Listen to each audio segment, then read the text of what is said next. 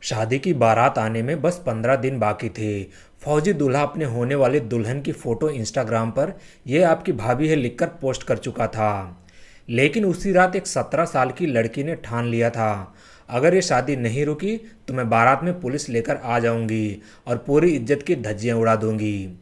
और ठीक 5 दिन बाद प्रयागराज से 15 किलोमीटर दूर एक बगीचे में कुत्ते इंसान का कान और लंबे बाल मुंह में दबाए घूम रहे थे। ये कहानी है उस खौफनाक कत्ल की जिसने एक फौजी की ज़िंदगी हमेशा के लिए तबाह कर दी। दोस्तों, बात है 10 नवंबर 2025 की। प्रयागराज शहर से करीब 15 किलोमीटर दूर थरवई थाना क्षेत्र के लखरवारा गांव के पास एक सुनसान बगीचा है। 15 नवंबर की सुबह 8:30 बजे कुछ बच्चे टहलने के लिए गए थे। अचानक दो कुत्तों ने कुछ उठाया और भागने लगे। नज़दीक जाकर देखा तो एक कुत्ते के मुंह में इंसान का कान था और दूसरे के मुंह में किसी लड़की जैसे लंबे बाल। बच्चों ने चीख मारकर शोर मचाया। देखते ही देखते हजारों की भीड़ वहां पर जमा हो गई। गड्ढे में एक लड़की का आधा दफन शव मिला। चेहरा, गला और सिर पर दर्जनों वार किए गए थे। पोस्टमार्टम से पता चला कि पहले गला घोंटा गया और उसके बाद धारदार हथियार से निर्मम तरीके से कत्ल किया गया है। पुलिस के लिए सबसे बड़ी मुश्किल थी लाश की शिनाख्त करना। चेहरे की हालत इतनी खराब थी कि पहचानना नामुमकिन था। पुलिस ने पूरे प्रयागराज में मैसेज फैलाया कि 20-25 साल की कोई लड़की गायब हुई हो तो संपर्क करें। उसके बाद कैंट थाना क्षेत्र से एक परिवार आया और रोते रोते बोला, "ये हमारी 17 साल की भतीजी साक्षी है।" साक्षी कटरा के पास इंटर कॉलेज में 11वीं की छात्रा थी। उसके पापा मुंबई में ड्राइवर की नौकरी करते थे। 3 साल पहले चाची की बीमारी की वजह से वो अपने चाचा के पास प्रयागराज रहने के लिए आई थी और वहीं पर पढ़ रही थी। 10 नवंबर की सुबह 8:30 बजे वो स्कूल के लिए निकली थी, लेकिन स्कूल नहीं पहुंची और घर भी नहीं लौटी। पुलिस को शक हुआ। लाश जिस जगह पर मिली उससे सिर्फ 1.5-2 किलोमीटर दूर कानपुर बनारस हाईवे किनारे साक्षी का बैग भी पड़ा हुआ मिला था। उसके बैग में किताबें, कॉपी, छोटा सा शीशा, मेकअप का सामान और एक सिंदूर की डिब्बी भी थी। सिंदूर देखकर पुलिस को लगा यह मामला कहीं प्रेम प्रसंग का तो नहीं है। फिर पुलिस ने बैग की हर चीज़ को उलट पलट कर देखा। एक कॉपी मिली उन्हें जिसके 14वें पेज पर बहुत ही छोटे अक्षरों में लिखा था दीपक और 16वें पेज पर एक मोबाइल नंबर लिखा हुआ था। जब उस नंबर को पुलिस ने सर्विलांस पर डाला, वह नंबर ठीक इसी इलाके में घूम रहा था जहां पर लाश मिली थी। यहाँ तक कि जिस दिन लाश बरामद हुई उस दिन भी वो नंबर आसपास ही एक्टिव था। उस मोबाइल नंबर के मालिक का नाम निकला हर्षवर्धन सिंह यादव उर्फ दीपक कुमार। उसकी उम्र थी 26 साल।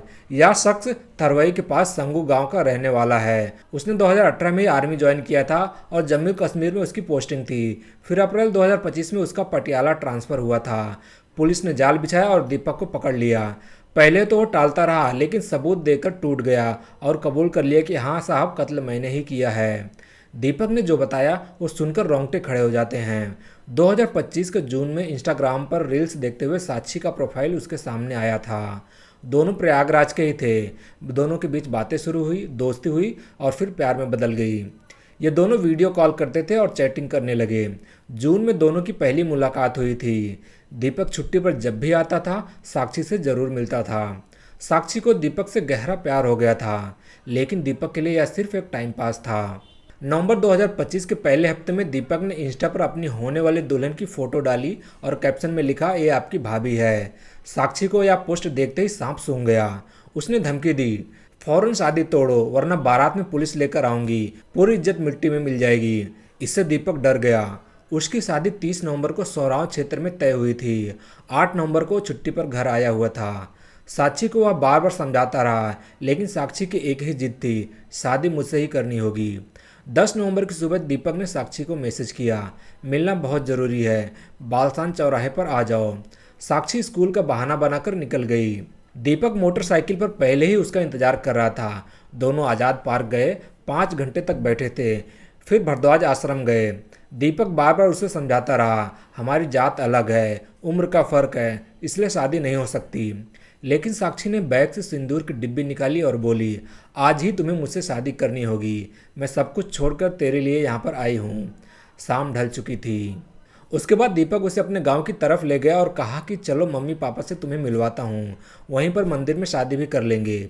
दीपक ने अपने गांव कुसुंगर से 700 मीटर पहले एक सुनसान बगीचे में बाइक रोकी। साक्षी अभी भी जिद पर अड़ी हुई थी। दीपक ने उसकी चुन्नी से उसका गला घोंट दिया। जब वो बेहोश हो गई तो जेब से चाकू निकाला और चेहरे, गले और सिर पर उसने दर्जनों वार कर दिए। उसके बाद लाश को उसी के कपड़ों से पैर बांधे, पास के मंदिर में फावड़ा लाया, गड्ढा खोदा और दफना दिया। स्कूल बैग हाईवे किनारे उसने फेंक दिया था। 10 नवंबर की रात को कत्ल किया, फिर 11, 12, 13 और 14 नवंबर को भी वो बगीचे में आता रहा, यह चेक करने के लिए लाश अपनी जगह पर सुरक्षित है या नहीं। 15 नवंबर को जब पुलिस वहाँ पर पहुंची तब वह दूर से उसे देख रहा था। उसने मोबाइल स्विच ऑफ कर लिया था। उसे यकीन था कि कोई भी सबूत नहीं मिलेगा, लेकिन उसे नहीं पता था कि जिस कॉपी में उसने अपना नाम और नंबर बहुत छोटे अक्षरों में लिखवाया था वही उसकी गिरफ्तारी का कारण बनेगी। दोस्तों, आज दीपक जेल में है। उसकी शादी टूट चुकी है, फौज की नौकरी भी अब जाएगी, इज्जत उसकी हमेशा के लिए मिट्टी में मिल चुकी है।